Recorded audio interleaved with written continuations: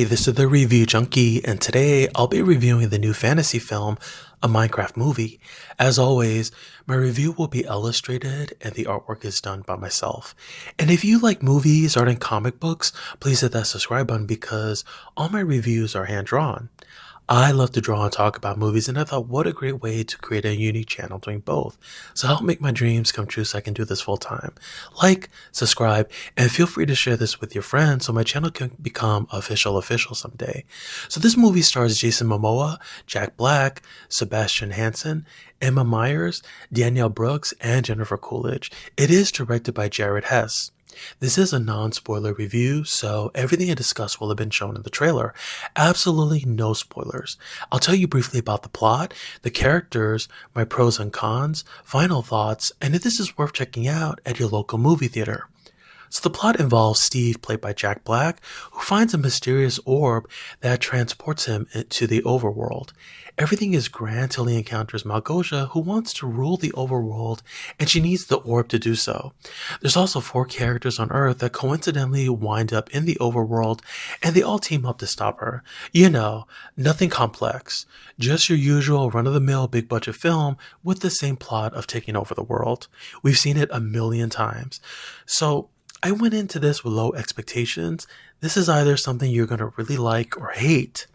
And I didn't hate it or love it, but I enjoyed it, and those are two different things. And video game adaptations make me really nervous. We've seen Resident Evil, Sonic, Borderlands, Mario, and so on. The list goes on and on. So is this the one to break the video game curse? No.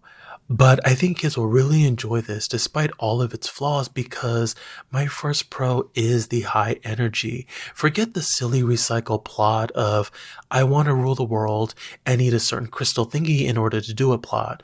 Forget the lack of character development. Forget any lore making logical sense at all.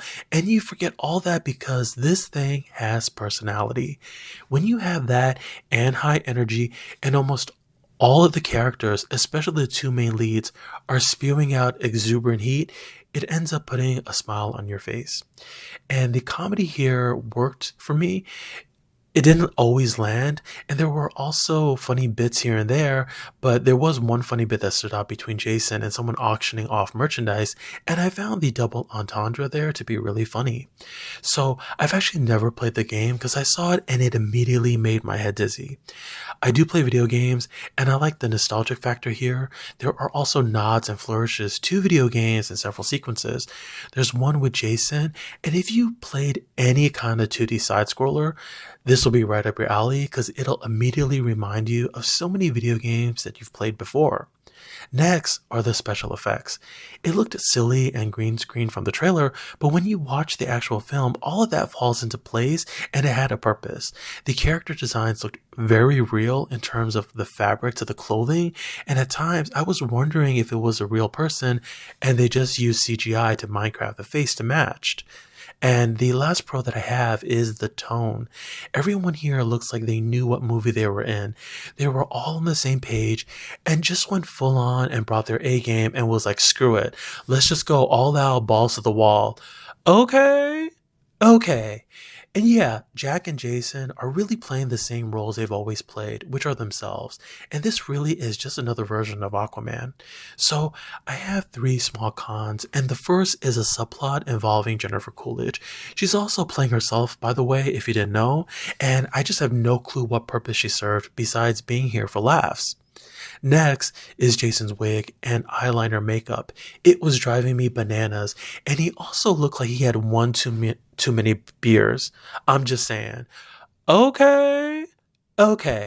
And he also has bright pink pinstripe briefs, which they were consistent about and showed several times. Like it never went from briefs to boxers. Next are the 2 female leads. Both are really likable, but they get nothing to do, completely shortchanged. And the scenes they do have really don't amount to anything of substance either. And speaking of adding nothing, the dialogue here is very 3rd grade. Nobody says anything of real substance to create a level of intrigue with what's going on. The characters are spewing out silly one-liners, and if there is a sequel, they'll need to amp things up a bit. You know, give us some college level writing. There's also a mid and post credit scene, so definitely stay for that. And the kids in my audience were gasping, and I was clueless, so no idea what that's about. So this brings me to my final thoughts, and this gets a 7 out of 10 for me. This is a brainless popcorn blockbuster. I don't have to connect any dots or find any plot holes, and I'm okay with that. I don't mind turning on the off switch and just not using my brain. This is brainless antics through and through, and the score is based on the high energy from the cast, and without it, I think it would have made this movie a stinker. So this is a big green light for me, and definitely something to watch on the big screen where it's meant to be seen. So thank you again for checking out my review. If you like, please subscribe, helps the channel out a lot. Hit that thumbs up button. Feel free to share this with your friends. And if you happen to have a movie you'd like me to review, please let me know. I'd be happy to watch and illustrate it for a future video. Thanks again, and I hope the pictures put a smile on your face.